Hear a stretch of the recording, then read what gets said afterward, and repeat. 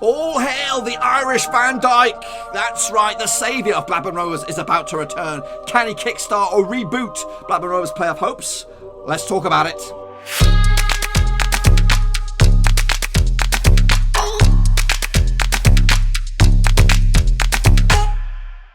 That's right, folks, back once again with another match preview, this time bigging up Blackburn Rovers up against Bristol City. Big time playoff push encounter at the Championship, and we'll get to that in just 1 second. If you're new to the channel, smash the old subscribe button to keep you bang up to date with all things Blackburn Rovers related, Championship related, whoa, football related. We're all here under one roof, boys and girls. That's right. Now, before we jump into it, I want to have a big shout out to the patrons that have contributed to the channel and keep providing an extra bit of bonus, an extra bit of support. A big shout out to Russell Frost, No Code Drinker, Tom Beresford, Tom Clark, John Spurn, The Ledge, Aztec Marky B. Mark, Constable 1976, Mitchell Schoen, Cody Cahoe. If you want to join that exclusive VIP gang, there is a link down below. It is patreon.com/Roverseas. You could be number 10, trying to get to the magic number 10 as quick as possible, really, to achieve a goal, help an old man achieve a goal. But anyway, another goal would be reaching the playoffs for Blackburn Rovers, but I don't know how good a chance we've got at the moment. So this weekend sees Blackburn Rovers duking it out up against Bristol City. That's right. It's going to take place at the I don't know what can we call it? The Tranquil Garden. There it is. What am I talking about? It takes place right here at the Golden Palace. There we go. Ewood Park. Yes, Bristol City, managed by Lee Johnson. One of my outside bets for the playoffs at the start of the season. They're still hanging in there, and they're still in the mix. Last season they did finish 8th, and the danger man for me is Nahki Wells. He's obviously broken away from those six-fingered banjo playing weirdos, so he's not part of that cult anymore. He's got himself a clean break, but he always likes to cause us problems wherever he's playing. The record for Bristol City against Rovers: they played each other 45 times, just 19 wins for Bristol City, 15 for Rovers, including earlier this season, and a draw 11 times. Last season it was a 4-1 win for Bristol City at their place, and they did a double over us last season as well with a 1-0 win against Rovers at Ewood Park. However, earlier in the season, back in December time, we were victorious at their place. Thrashton Gate no more, boys and girls. We were victorious 2-0. Can we do the double over them when we take place on 14th of March? So the tail of the tape between these two sides looks like this. Rovers' average goals per game is 1.4. Compared to Bristol City, it's also 1.4. The average possession is 51% as well, whereas Bristol City are a little bit less than that, 47.5% as well. Pass accuracy, again, goes in favour of Rovers, 75.1% pass accuracy for Rovers, whereas Bristol City are 72.7. Shots per game, Rovers also edge them out, 11.5 shots per game, whereas Bristol City have 10.2. Tackles per game, Rovers again, well, actually, Rovers a little bit less than Bristol City, 14.8 averages per tackle per game, 16.7 for Bristol City. Dribbles, again, goes in favour of Bristol City, 9.2 compared to 7.4. As for the discipline, Rovers have 2 more yellow cards than Bristol City, and they both have 2 red cards as well, which is one just last weekend for Rovers. This is the characteristics for the two sides. The strengths for Rovers: defending set pieces, creating long shot opportunities, and creating chances through balls. Weaknesses for Rovers: avoiding the offside and protecting the lead. Our style of play is attacking through the middle, but playing it out wide, and we also rotate the first 11. We're also pretty non-aggressive as well. Bristol City's strengths: attacking down the wings, stealing the ball from opposition, and finishing scoring chances. Their weaknesses, they've got a bunch of those. Look, keeping possession of the ball, defending against counter-attacks, stopping opponents from creating chances, defending against skillful players, protecting the lead, and avoiding individual errors. Their style of play is attempting through balls, often attacking through the middle, also down the right-hand side, long balls. They mix it up with their first 11. They play in their like to play in their own half, and also non-aggressive. The forecast says there will be a low number of cards shown in this one. Let's take a look at the statistics now for Rovers heading into this.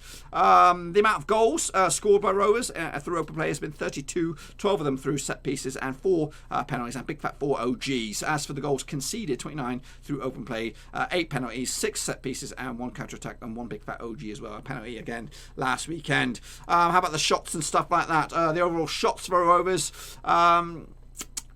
The majority of them, 69% through the middle, 16 down the left-hand side. That's the Adam Armstrong area. 57% of their shots within the 18-yard box, and 37 outside of the box as well. The shots received, 61% through the middle, 22% down the left-hand side, 52% within the 18-yard box, and 42 long-range bad boys. And for the Touches for Rovers, 39% coming down the right-hand side. That's the Nyambe effect, and hopefully we can see that in full effect as well. And 41% within the middle third. As for our opposition this weekend, their goals, 31 of them come through open play, 14 through set pieces, 3 OGs, 2 penalties, and 1 counter-attack. They've conceded 31 goals through open play, 10 set pieces, 5 counter-attacks, 4 penalties, and 3 OGs as well. Their shots and stuff like that have come through 74% through the middle, and a couple 30% from either side, 55% of the shots as well within the 18-yard box, 31 outside the 18-yard box. Shots received, 65% through the middle, 19 on the right-hand side, whereas 53% of the shots received have been in the 18-yard box and 37% outside. Their touches seem to come down the right-hand side, 42%. That's a huge amount. 44% of their touches within the middle third as well. Let's take a look at the stats. The tail of the tape here. The top goal scorer at the moment for Rovers is Adam Armstrong. It's kind of gone a little bit quiet recently. The next up is Bradley Dack, obviously out for the season. Gallagher's got 5. Dan's got 3 as well. As for the discipline, Lanahan's got 11 cards. He's back. He's back, boys. Well, he should be back.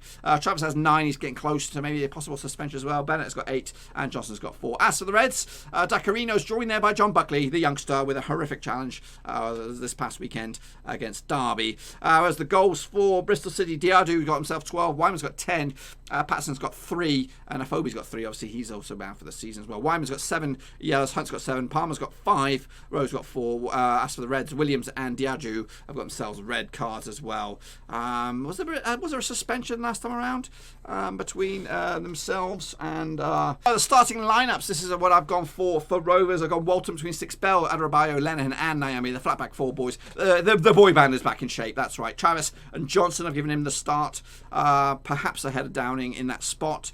Bennett goes back to the bench. Downing pulling the strings in the middle. I've got Armstrong on the left, Simon on the right, and Gallagher up top. Brereton on the bench as well, alongside DG and Co. As for Bristol City, got Maranpar between the sticks, De Silva, Baker, Callas, and Pereira in the back 4.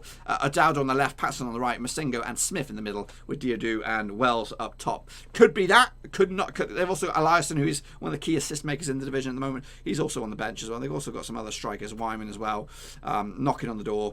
They've actually got quite a good squad depth at the moment, with a lot of competition for places as well. That's what we need a little bit. Let's take a look at the results heading into this. Rovers coming to this on the back of a 3-0 battering at Pride Park last time out. It's actually 1 win in 5 for Rovers heading into this, with 3 draws on the spin in the middle of the park. So the form is not great for Rovers.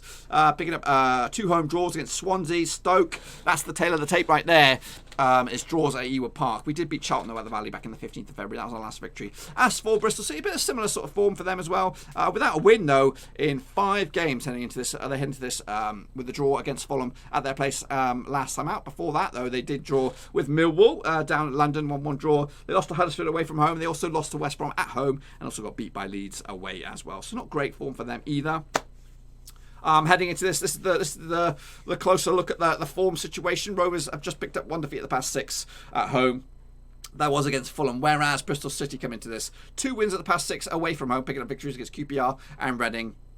But losing to Shrewsbury, Leeds, Huddersfield, and picking up a draw as well on their travels. So what has that done in the form table? Well, Rovers come into this 8th overall form table. Bristol City, they're down 22nd, so that's a good food for thought for Rovers. But let's not look into it too much. It could be a little bit false, the old form table. At the minute, Leeds lead the way, 16 points the ball. QPR, Wigan, and Luton up there in the top 5 of the teams at the moment. As for the home form, Rovers sit in 10th spot. Bristol City, their home form is they're currently 19th in the home form at the moment, but we're not really bothered about their home form. We're more concerned about their away form. So Rovers sit 10th at the moment. Again, just 1 defeat the past 6. Bristol City head into this 5th. There we go. That's what we're talking about. That's what we're going to worry about. 5th of the table. They're actually level with Preston in 4th. But the recent form is more, if you take a look at the last 3 games, then probably more towards the bottom of the form table. But Bristol City, and the last 6, 3 wins at the past 6, ain't too shabby, boys and girls. So let's not look into it too much. Anyway, the last 6 encounters between the two sides in all competitions and all grounds it goes heavily in favour of Bristol City. They've actually won 3 of the past 6. Rovers did, though, beat them last time out at their place 2-0. We're hoping to do the double over them, just like they did with us last season. So yeah, just 1 win in the past 6 for Rovers. We got some embarrassment there, 4-1 win. That was the Thrashton Gate I keep referring to. We got absolutely spanked despite taking the lead in that game. The last, though, we got 5 games here between the two sides at Ewood Park. Got 2 wins for Rovers, 1 win for Bristol, and 2 draws along the way. They did beat us last time out. But before that, it was 1-2. It's a 4-game unbeaten run for Rovers. But you've got to go back to 2013 for our last victory over Bristol City at Ewood Park. Hopefully we can break that hoodoo this time around. Heading into this, the next few games for Rovers, it does get a little bit easier after this, but are we going to still be in the top 6 race after this game? That's the question. We do take on Wigan. I say that's easy. It's not really. It's probably one of the most difficult ones because Wigan they like to piss us off. They're frustrating, and they are actually in a decent bit of form at the moment. So that's on the horizon. Barnsley as well. So back-to-back away games, but very winnable games. They're winnable games. Then we got Leeds, obviously leaders at the moment. They come to Ewood Park on Friday in front of the Sky cameras. That's Cardiff. So back-to-back Friday fixtures there. In fact, the Barnsley match is our one and only Saturday game at the next 5 matches. Goodness gracious me. As for Bristol City, though, they'll take on Sheffield Wednesday after Rovers at Thrashton Gate. They also take on Nottingham Forest as well. They'll take on Cardiff at the start of April. Also, Bristol City will host Hull City, possibly be in the relegation zone by this point. Middlesbrough as well at the back end of April.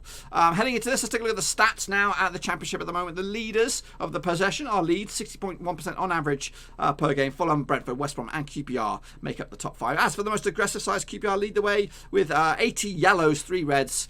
Charlton, Sheffield Wednesday, Barnsley and Wigan are in the top 5. As for the aerial duels, Birmingham lead the way, 56.1% on average. They've won all aerial duels, if you know what I mean. Blackburn sit 4th in the table with West Brom, Millwall and Brentford also in the top 5. Shots per game, Leeds lead the way, 16.4 shots per game. West Brom are 2nd, Brentford, Barnsley and Fulham are in the top 5. As for pass accuracy, Fulham lead the way, 83.6% pass accuracy. Leeds are in there as well, Brentford, West Brom and Derby. The ratings is all opinion based. As for the table, this is what the situation looks like at the moment. Leeds lead the way, 71 points on the ball. West Brom are in 2nd, 71 points. They are 6 points clear of Fulham. I don't think it's over just yet. You never know. West Brom could slip into that playoff spot just like they did last season. You know what I mean? And then who knows? So Fulham are in 3rd, Brentford 4th, Forest are 5th, and Preston are in 6th spot. Still, they hang on in there despite losing 13 times this season. They're in there. They've lost the same amount of times. Actually, they've lost just 1 less than Middlesbrough, down in 19th spot. That's how mad this division is. Down the bottom is Barnsley, Luton and Charlton going down as it stands, but it's still all to play for, especially for that last relegation spot. Luton Town and Barnsley look a bit cut adrift at the moment. They'll need a couple of good favourable results for them to get themselves out of it. As for this weekend's match, it sees Rovers in 10th, Bristol City is 7th. Both teams could enter the playoffs with the victory. Obviously, they'll need luck to go the other way and see Preston lose. Speaking of going the other way, Preston are taking on Luton Town. Again, Luton Town looking for points at the moment. Fulham, though, will kick off the weekend on Friday against Brentford. Again, playoff spots on the line there. West Brom up against Birmingham in a bit of a local affair, we can call that one. Again, West Brom will need a win if they're to remain in the top. Well, they will remain in the top 2, but it could also be very different very soon if they lose this one and Fulham were victorious against Brentford. Millwall will take on Derby as well. 2 teams with playoff aspirations as well. Hull City against Charlton. 2 teams with relegation on their mind. Sheffield Wednesday against Forest. Sheffield Wednesday floating in mid-table. Forest trying to maintain themselves in the playoff spots. Again, Rovers against Bristol City. The game of the weekend at Ewood Park. Again, playoffs on the agenda, on the menu this time around. QPR could make a late push. Barnsley also trying to get themselves out of the old drop zone. Struggling at the moment. Reading again do themselves. They are one of the outsiders to make a late dramatic push. It could be too little, too late for Reading. Stoke, though, seem to be safe at the moment from the drop. Luton, Preston, we talked about already. Huddersfield against Wigan. Again, relegation, 6 points right there. Middlesbrough against Swansea. Relegation and playoffs on the menu for that one. Cardiff against Leeds as well. There ain't no easy games in the Championship, and currently the top goal scorers at the moment is Alexander Mitrovic with 23 goals. Watkins has got 22. Graben's up there, though, in 3rd spot. Grant, Bowen, obviously now in the Premier League. Woodrow, Mbeo, Bamford, Fletcher, and Jakubowicz in the top 10. As for the assists, Bristol City's Eliasson, who could be on the bench, he could be in the game at the start 11. He leads the way alongside Pereira with 12 assists. Swift, Wallace and Brown at the moment with the chasing pack. So that, my friends, is just a little inside look at this weekend's Crunch Clash playoff talk. Is it all?